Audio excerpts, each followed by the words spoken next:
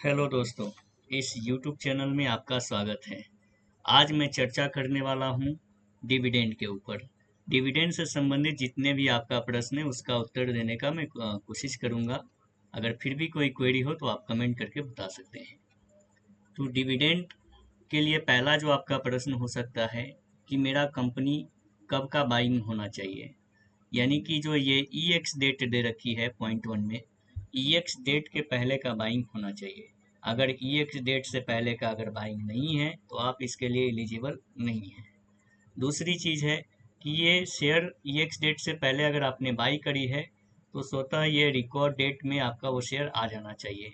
अगर record date में आपका शेयर नहीं आती है आपके डीमेट अकाउंट में तो उस केस में भी आप एलिजिबल नहीं हैं। तीसरा प्रश्न हो सकता है कि आपने EX डेट के पहले बाई करी, रिकॉर्ड डेट में आ गई, लेकिन मेरा पैसा अभी तक बैंक अकाउंट में आई नहीं। तो बैंक अकाउंट में जनरली पैसा आने के लिए रिकॉर्ड डेट से 30 से 45 दिन का समय लगता है। तो इतना टाइम आपको वेट करना पड़ेगा। अगर इन सारी तीन क्राइटेरिया को आपने पूरी कर लिया और फिर भी डिविडेंड नहीं आई तो उस केस में आपको हर एक कंपनी की अपनी एक RTA होती है जो इन्वेस्टर अकाउंट हैंडल करते हैं। उन RTA को आपको कांटेक्ट करना पड़ेगा। तो इन सारी चीज़ों को कहाँ देख सकते हैं, इसके लिए जो हमारे पास सोर्स है वो BSE इंडिया है। दूसरा जो है ट्रेडिंग व्यू है। तो चलिए सबसे पहले BSE इंडिया को देखते हैं। BSE इंडिया में सबसे पहले आपको गूगल में BSE इंडिया डाल करके सबमिट करनी है, सर्च करना है। सर्च करने के बाद जो है आपको ये कोट गेट क्वेट दिखेगा, उसमें आपको शेयर का नाम डालना है। जैसे मैं यहाँ पर BDL डाल रहा हूँ। BDL जैसे ही डाला तो उसका कुछ इन्फॉर्मेशन ऊपर में दिखना शुरू हो गया, वेदांता का प्राइस, उसका डेट, और थोड़ा सा स्क्रॉल करके नीचे आएंगे तो आपको बाएं साइड में कॉर्प इन्फॉर्मेशन दिखेगा, ऊपर से चौथा ऑप्शन कॉर्प इन्फॉर्मेशन, उस पर आप क्लिक करेंगे तो जितने भी प्रकार का कंपनी का कॉर्पोरेट एक्शन हुआ है वो आपको इस जगह पर दिखेगी। तो कंपनी ने बोनस दिया, स्प्लिट दिया, डिविडेंड दिया, वो सारा चीज़ दिखेगी। अगर आपको और ज़्यादा जानकारी चाहिए तो इस वाले एरो पर क्लिक करेंगे तो इन्होंने अपने जीवन काल में डिविडेंड दिया या बोनस दिया, क्या क्या दिया है, वो सारी डिटेल्स आपको इस एरो पर क्लिक करने के बाद पता चल जाएगी। अभी हम डिस्कस कर रहे थे EX डेट की।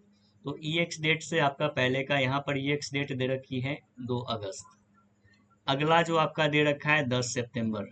तो 10 सितंबर को EX डेट है तो आपको 9 सितंबर की बाइंग होनी चाहिए।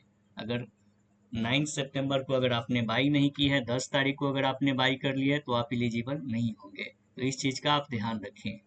तो EX डेट के पहले का आपका बाइंग होना चाहिए। उसका बाद दूसरी मैंने कहा कि रिकॉर्ड डेट में आपका शेयर आपके डीमेट में होना चाहिए। रिकॉर्ड डेट में डीमेट में अगर शेयर है तो उसके बाद रिकॉर्ड डेट से 30 से 45 दिन के अंदर में RTA के द्वारा डायरेक्टली आपके बैंक अकाउंट में पैसा क्रेडिट किया जाता है।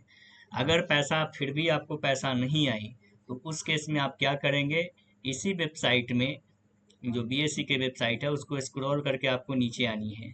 नीचे आने के बाद नीचे से चौथा ऑप्शन है कॉर्प इन्फॉर्मेशन, उस पर क्लिक करनी है।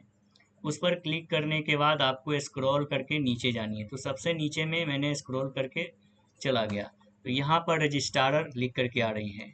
तो वेदांता लिमिटेड का जो रजिस्ट्रार है यानी कि RTA रजिस्ट्रार ट्रांसफर एजेंट, वो केफिन टेक्नोलॉजी है। तो केफिन टेक्नोलॉजी को आपको कांटेक्ट करना पड़ेगा।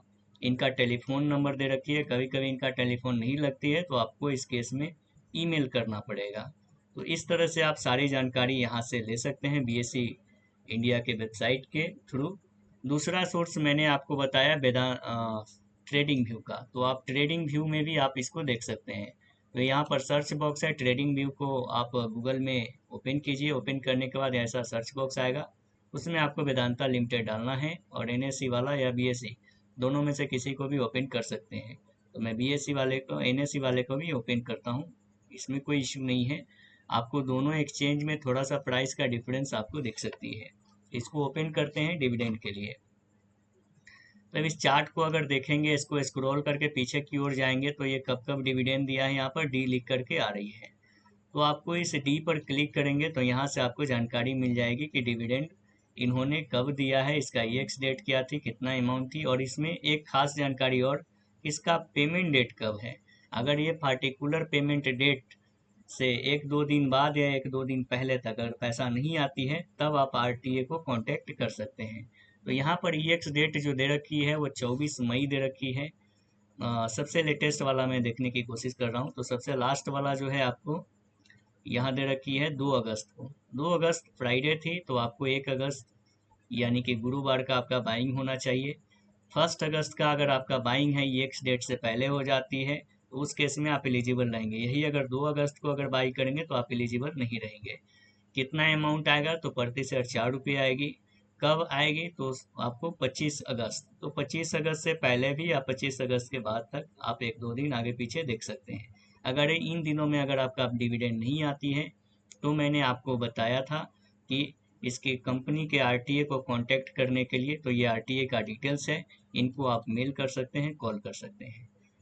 एक और नई इन्फॉर्मेशन मैं बता दूं इसमें, कि अगर आपने ऑप्शन स्टॉक का अगर ऑप्शन आप करते हैं और उस केस में आपका कोई कॉर्पोरेट एक्शन होती है डिविडेंड का, तो वो आपके स्ट्राइक प्राइस में से वो उतना अमाउंट से वो माइनस हो जाएगा, यानी कि ऑटो एडजस्ट हो जाएगी। तो इस चीज़ का आपको ध्यान रखना पड़ेगा।